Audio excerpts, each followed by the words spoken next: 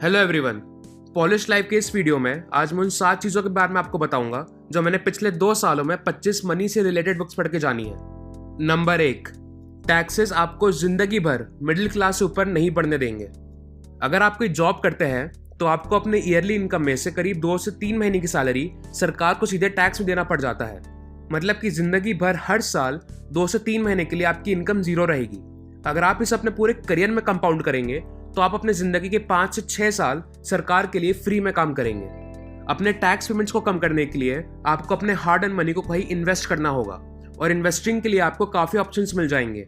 आप mutual funds, equity, bonds, government schemes, provident funds और ऐसे ही कई जगह इन्वेस्ट करके अपने टैक्स पेमेंट्स को कम कर सकते हैं। इन सब के अलावा भी इनकम टैक्स को बचाने का एक बहुत अनोखा तरीका है जो मैं आपको इस वीडियो में थोड़ा आगे बताऊंगा। अगर आप हर महीने सिर्फ 1000 रुपये भी कहीं इन्वेस्ट करके अपने टैक्स पेमेंट्स को कम करते हैं तो 40 साल में कंपाउंड इंटरेस्ट की वजह से आपकी ये इन्वेस्टमेंट 31 लाख रुपए से भी ऊपर चली जाएगी। मिडिल क्लास से हाई नेटवर्थ लेवल में जाने के लिए आपको टैक्सेस के ऊपर ये कंसेप्ट बहुत अच्छे से समझना होगा। 3 बुक्स जिनसे मुझे ये कंसेप्ट समझने में बहुत हेल्प हुई है वो है rich dad poor dad, cash flow quadrant और टैक्स फ्री वेल्थ। नंबर 2, अमीर लोग बिजनेस ओन करते हैं और खुद को कोई इनकम नहीं देते हैं। इनकम टैक्स बचाने का सबसे अनोखा और फायदेमंद तरीका है कि आप एक बिजनेस शुरू करिए, खुद को बहुत कम इनकम दे और आपको जो भी चीज चाहिए आप उस कंपनी से अपने लिए खरीदे। लेकिन ये तरीका सुनने में जितना आसान लग रहा है उतना ही मुश्किल ये करने में है। इस मेथड में काफी कॉम्प्लिकेशंस आ सकते हैं। अगर आप अपने आप को बहुत कम इनकम देते हैं तो आपको अपने किसी फ्यूचर इन्वेस्टमेंट जैसे कि रियल एस्टेट के लिए लोन मिलने में मुश्किल हो सकती है। इसके अलावा कम इनकम होने की वजह से आपको होम लोन और कार लोन लेने में भी दिक्कत आएगी और किसी भी बिजनेस का फेलियर रेट बहुत ज्यादा होता है तो आपको उस रिस्क को भी ध्यान में रखना होगा। तो भले ही इस मेथड से आपको बहुत ज्यादा प्रॉफिट होगा लेकिन जब तक आपके पास कोई सॉलिड बिजनेस प्लान ना हो आप इस मेथड को मत यूज करिएगा। स्टार्ट योर ओन कॉर्पोरेशन और रिच डैड पुअर डैड में इस कंसेप्ट को बहुत डिटेल में एक्सप्लेन किया हुआ है। नंबर 3, अमीर लोग अपने पैसों को कंपाउंड करते हैं। आप अपनी सेविंग्स को अगर एक बैंक अकाउंट में रखते हैं तो आप बहुत बड़ी गलती कर रहे हैं। एक बैंक अकाउंट में आपको सिर्फ 2 से 3% रिटर्न मिलता है। आपको अपना पैसा वहां इन्वेस्ट करना चाहिए जहां रिटर्न ज्यादा हो। पिछले 30 सालों में इंडेक्स फंड्स का एवरेज ईयरली रिटर्न 8% रहा है और इंडेक्स फंड्स को काफी सेफ इन्वेस्टमेंट भी माना जाता है। अगर आप हर साल 2 लाख रुपए बचाते हैं और उसको इंडेक्स फंड में इन्वेस्ट करते हैं तो 40 साल में ये अमाउंट 5 करोड़ 18 लाख हो जाएगी और यही 2 लाख अगर आप बैंक में रखते हैं तो ये अमाउंट सिर्फ 1 करोड़ 42 लाख हो पाती। अगर आप थोड़ा रिसर्च करके इन्वेस्टमेंट्स करेंगे तो आपको 10% रिटर्न मिलना भी ज्यादा मुश्किल नहीं होगा, जिसके वजह से 40 साल बाद 2 लाख रुपए की ईयरली सेविंग्स करीब 9 करोड़ रुपए हो जाएगी। और ये भी मत भूलिए कि आपकी उम्र के बढ़ने के साथ आपकी इनकम भी बढ़ती रहेगी, जिसकी वजह से आप ज्यादा सेविंग्स कर पाएंगे और ये फाइनल वैल्यू बहुत ज्यादा बढ़ जाएगी। मनी कंपाउंडिंग से रिलेटेड बेस्ट बुक्स जो मैंने पढ़ी है वो द इंटेलिजेंट इन्वेस्टर और बफेटोलॉजी है। नंबर 4, डेट और loan will make you rich.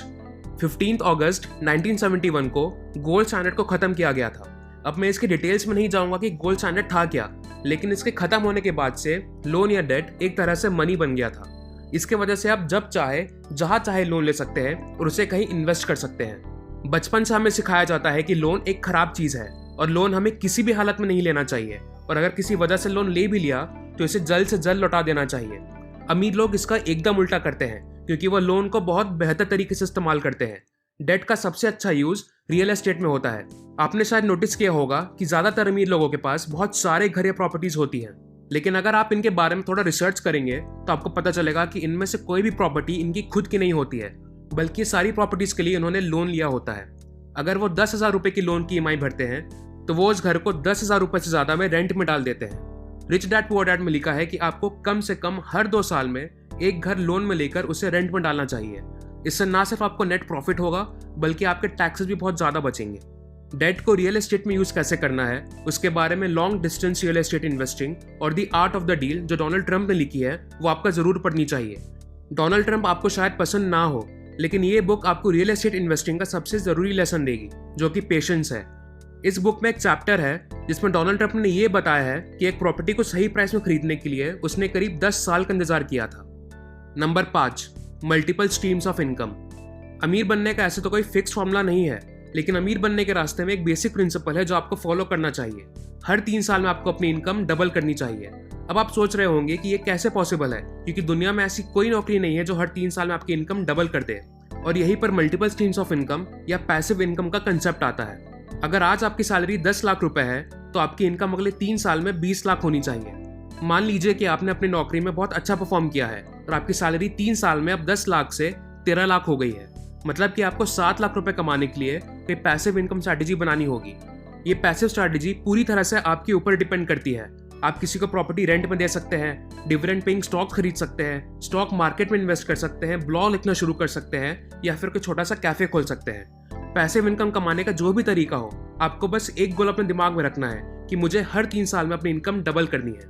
अगर आप सिर्फ 5 लाख रुपए से भी शुरुआत करेंगे और इस बेसिक गोल को फॉलो करेंगे तो 40 साल बाद आपकी इनकम 409 करोड़ 60 लाख रुपए होगी। इस तरह के गोल को रियल लाइफ में फॉलो करना अब ऑलमोस्ट इम्पॉसिबल लगता है, लेकिन अगर हम इसे अपना माइंडसेट बना ले तो हमारा दिमाग सबकॉन्शियसली इस गोल को पूरा करने में लग जाता है। Number 6, choose your friends wisely. मैंने जो 25 बुक्स पढ़ी है उन सब में एक चीज कॉमन है। ग्रो करने के लिए आपको ये ध्यान रखना होगा कि आप किन के साथ अपना टाइम स्पेंड कर रहे हैं। आपको ज्यादातर उन लोगों के साथ रहना चाहिए जो आपसे ज्यादा इंटेलिजेंट और स्मार्ट है। उनसे आप हर टाइम कुछ ना कुछ सीखते रहेंगे। आपको इस बात पे ध्यान देना होगा कि आपके दोस्त कौन है, आप उनके साथ कितना टाइम स्पेंड करते हैं और क्या आपके गोल सिमिलर हैं। आपकी थिंकिंग पर इस चीज का काफी असर पड़ता है कि आप अपना ज्यादातर समय किन के साथ बिताते हैं। अगर आप अपने आप को उन लोगों से सराउंड करते हैं जिनके इंटरेस्ट आपसे सिमिलर हैं, तो आपको अपने गोल को पूरा करने में बहुत मदद मिलेगी। ऐसा कोई भी सक्सेसफुल इंसान नहीं है जिसने अकेले ही इतना कुछ अचीव कर लिया हो।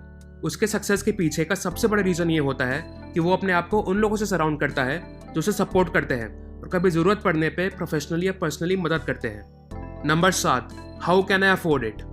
अगर आपके पास किसी चीज को खरीदने के लिए पैसे नहीं है तो आप ये मत सोचिए कि आप इसे खरीद ही नहीं पाएंगे। आप ये सोचिए कि आप इसे कैसे खरीदेंगे। अगर आपने ये सोच लिया कि आपके पास तो पैसे ही नहीं है तो आपकी स्टोरी वही खत्म हो जाएगी। लेकिन एक रिच मेंटालिटी वाला पर्सन ये सोचता है कि वो कैसे और पैसे कमाए और उस चीज को खरीद पाए। ये चीज काफी छोटी लगती है, लेकिन इस मेंटालिटी को डेवलप करना बहुत ज्यादा जरूरी है। अगली बार अगर आपको कपड़े खरीदने हो या किसी ट्रिप में जाना हो और आपके पास पैसे ना हो तो आप हार मत मानना।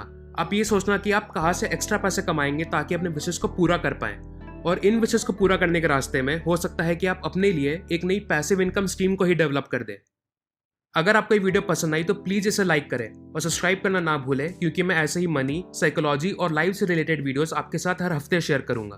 Thank you very much.